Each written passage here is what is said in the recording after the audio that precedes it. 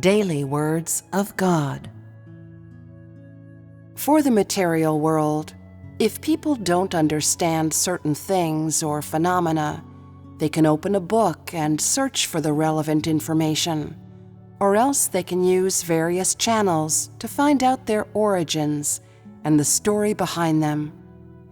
But when it comes to the other world that we are talking about today, the spiritual world that exists outside of the material world, people have absolutely no means or channels of learning about the inside story and truth of it.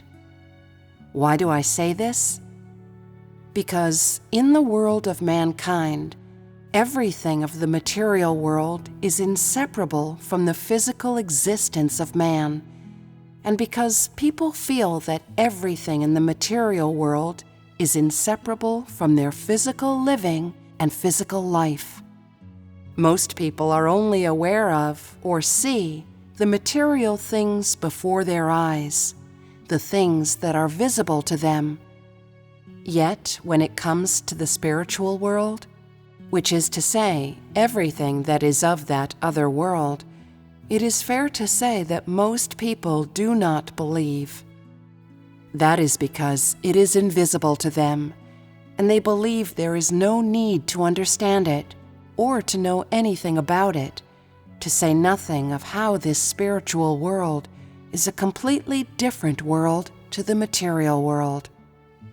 To God, it is open, but to mankind, it is hidden and not open.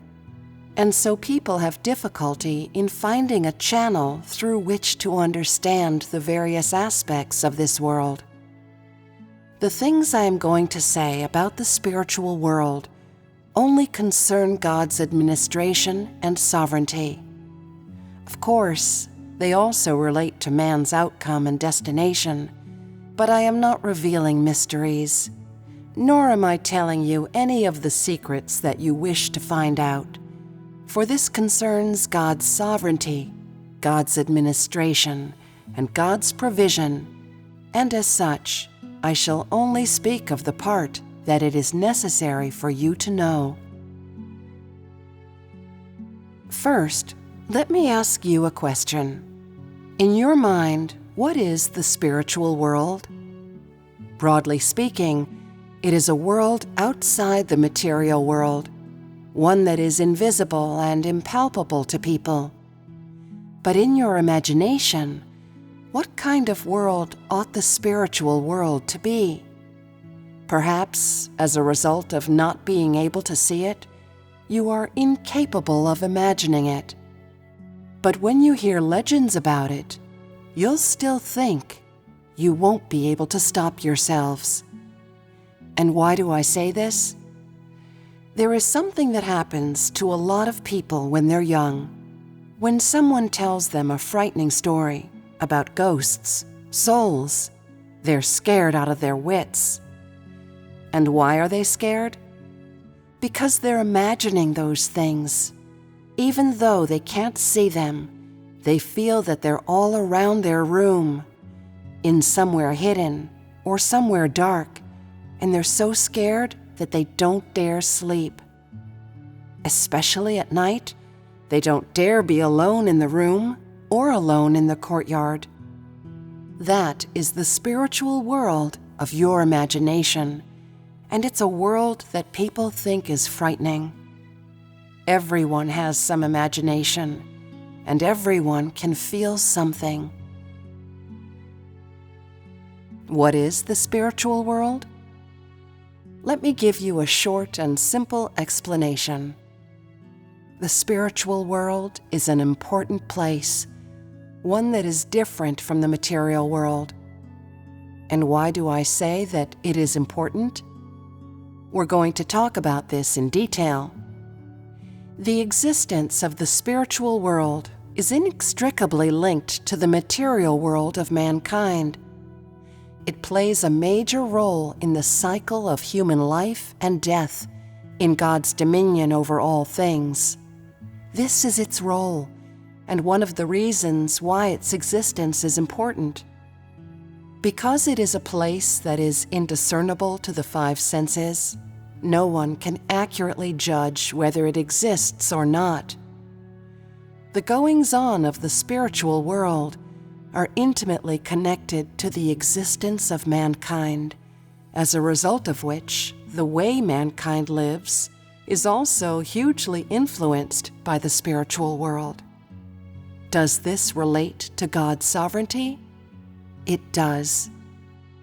When I say this, you understand why I am discussing this topic. Because it concerns God's sovereignty and His administration.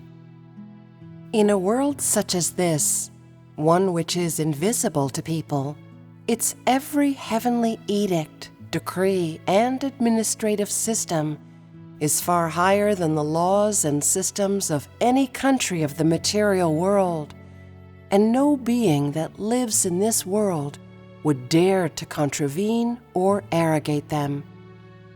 Does this relate to God's sovereignty and administration? In this world, there are clear administrative decrees, clear heavenly edicts, and clear statutes. At different levels and in different areas, bailiffs strictly abide by their duty and observe rules and regulations, for they know what the consequence of violating a heavenly edict is. They are clearly aware of how God punishes evil and rewards good, and of how He administers all things, how He rules all things, and moreover, they clearly see how God carries out His heavenly edicts and statutes. Are these different from the material world inhabited by mankind? They are hugely different. It is a world that is completely different to the material world. Since there are heavenly edicts and statutes, it concerns God's sovereignty, administration, and moreover, God's disposition and what He has and is. Having heard this, do you not feel that it is highly necessary for me to speak of this topic? Do you not wish to learn the secrets within? Such is the concept of the spiritual world.